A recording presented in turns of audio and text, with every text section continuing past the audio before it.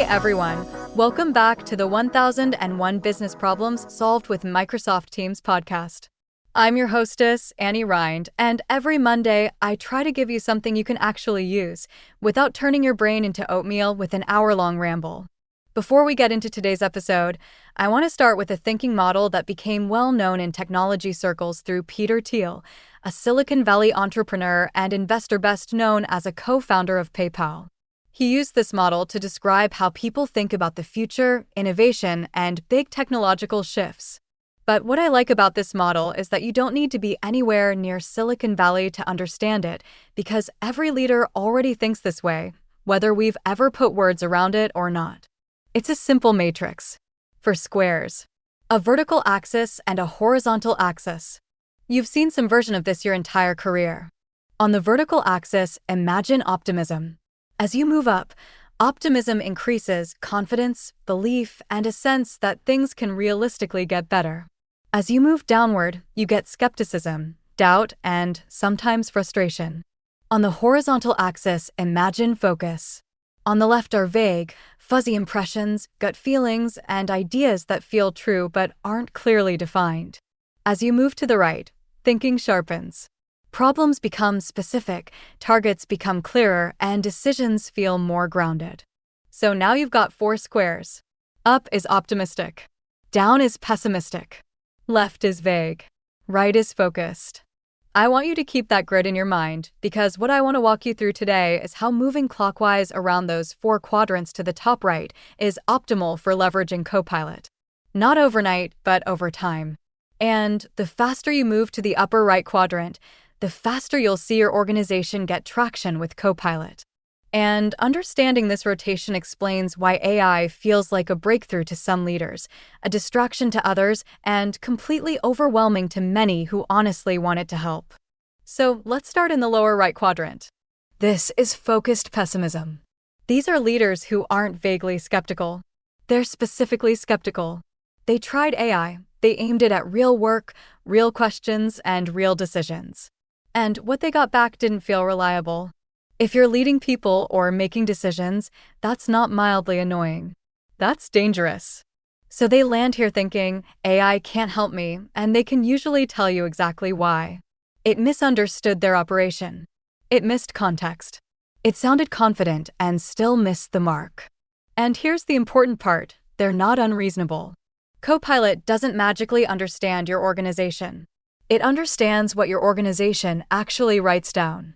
If the truth of the work lives in too many inboxes, side conversations, and people's heads, Copilot is forced to guess.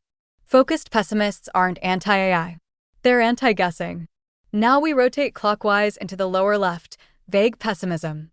This group hasn't necessarily had a bad experience with AI. They just don't believe. This group often includes leaders who are negative about new technology in general. The kind who say, AI will never get to that level, or it could never really do my job or my people's jobs, and yet can't point to a specific failure that led them there. It's less a technical objection and more a belief that this kind of work is too nuanced, too situational, and too human to ever be meaningfully helped by a tool. We've seen this pattern before.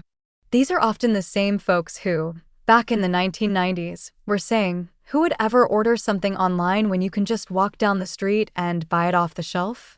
The same people who couldn't imagine banking, shopping, or travel planning happening on a screen. And if they were still dug in about it today, they'd probably be using rotary phones out of sheer principle. They've heard the hype, seen the headlines, and watched a few surface-level demos, and it all confirms their gut reaction. That's interesting, but it's not real work. Underneath that belief is usually something very practical. They don't have time to experiment, tolerance for disruption, and space for another distraction. Their job is to keep the wheels on the truck and the surprises to a minimum. So vague pessimism sounds like, maybe this helps someone else. I don't see how it helps us. Given what they've seen so far and the responsibility they carry, that conclusion feels reasonable to them. Now we move up into the upper left, vague optimism. This is where I think most managers are sitting right now. They've got a gut feeling that AI could help, but it feels too big, too abstract, and too undefined.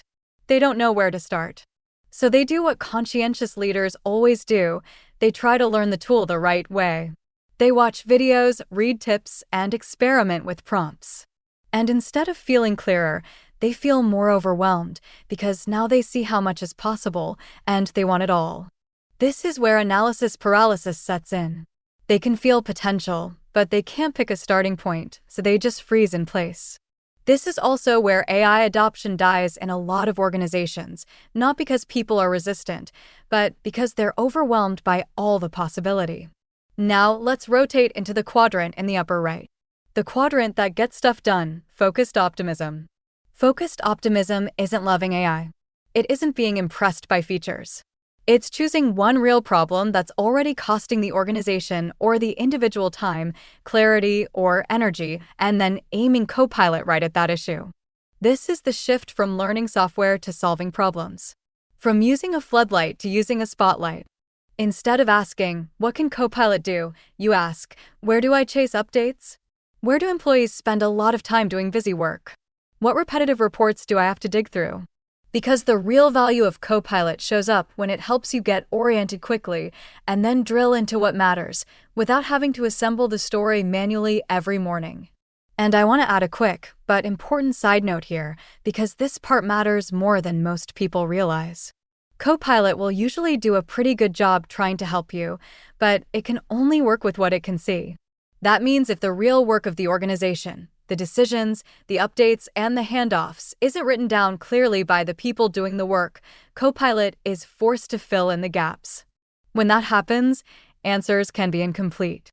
And sometimes Copilot will even hallucinate not because it's broken, but because it's being asked to reason about information that isn't there.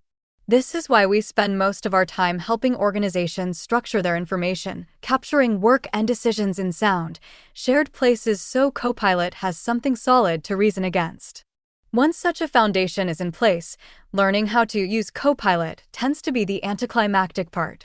The leverage doesn't come from mastering buttons or prompts. It comes from making the organization legible so that Copilot's helpfulness can shine. So while today's lesson about mindset and focus is important, always keep in the back of your mind that structure is what determines whether Copilot is merely interesting or genuinely reliable. Now, let's come back to that matrix. If you picture that grid again, optimism bottom to top, focus left to right, and you can see yourself somewhere on it right now, that's not a problem. That's actually the point. Because once you can see where you are, you can make a deliberate move instead of spinning your wheels. And if I could distill this entire episode into one sentence, it would be this. With Copilot, a laser-focused spotlight is always better than a floodlight. You get the most leverage when you focus first on the problem you're trying to solve, not on learning the software itself or thinking generally about the opportunities. Pick a single problem and solve it. Pick a specific opportunity for improvement and capture it. When leaders focus first on specific problems and opportunities rather than all the features of the technology, AI stops feeling abstract and overwhelming. It starts feeling practical and even relieving. All right, everybody, that's it for today. If this helped you locate yourself on the grid and see a clear next move, I'd love it if you'd subscribe or leave a rating so more leaders can find the show. I want you to have an awesome week, and until next Monday, this is Annie signing off.